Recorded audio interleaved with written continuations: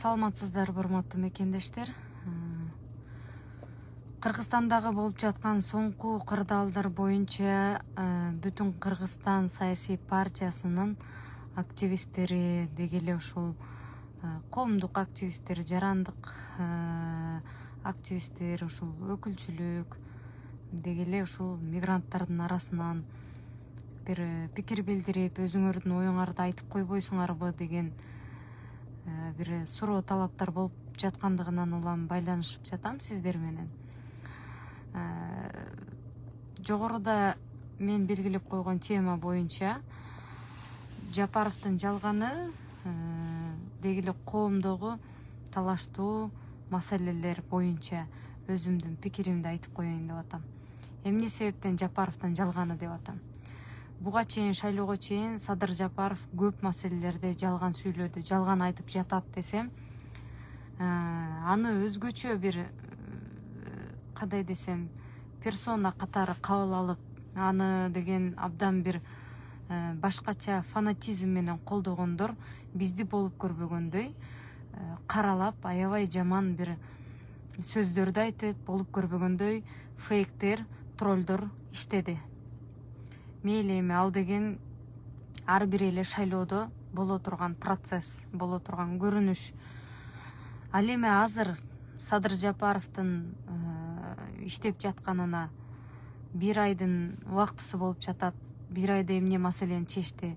Кыргызстанда чуу жараткандан башка эч кандай маселе чечкен жок.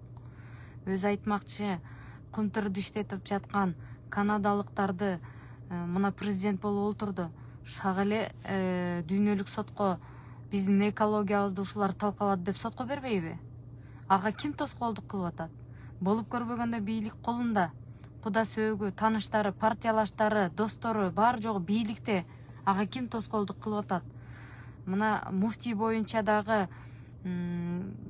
кайдагы бир башка бир адамдардын сөзүнө алданып, азгырылып, ошолордун сөзүн угуп, муфтийди дагы ушул каралап чыкты. Бул президентке жараша турган сөз эмес.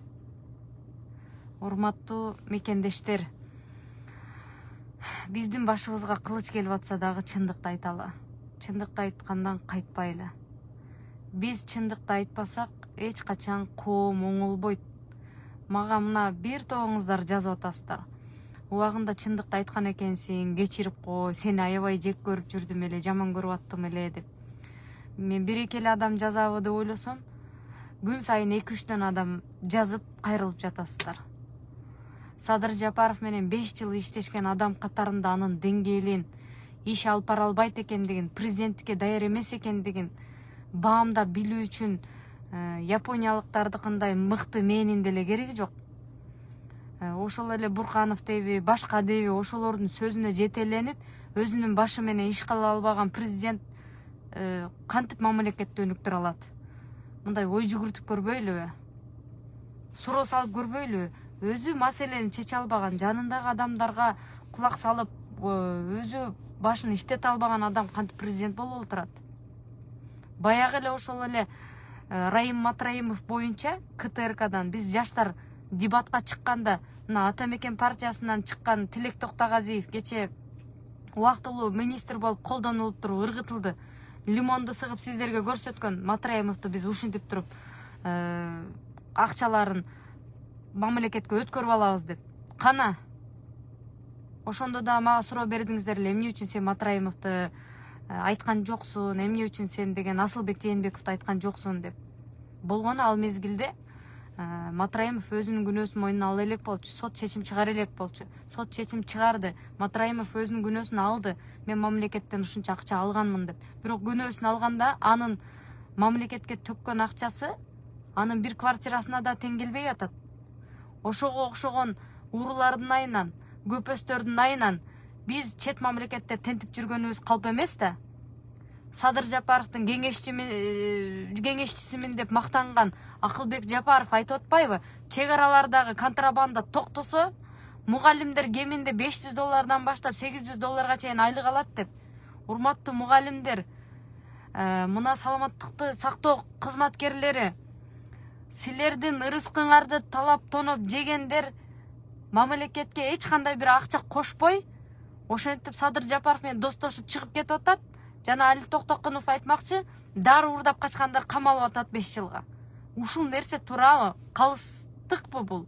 Кандай адам болуп калдык биз? Чындыкты айтып атса укпаган, жалгандарга жетеленген, фанат болуп бирөөгө ишенген, 5 жыл бою, 10 жыл бою какшап, кайгырып, ыйлап, сыктап чындыкты сиздерге жеткиребиз да акырында биз жаманаттыга конуп атабыз го.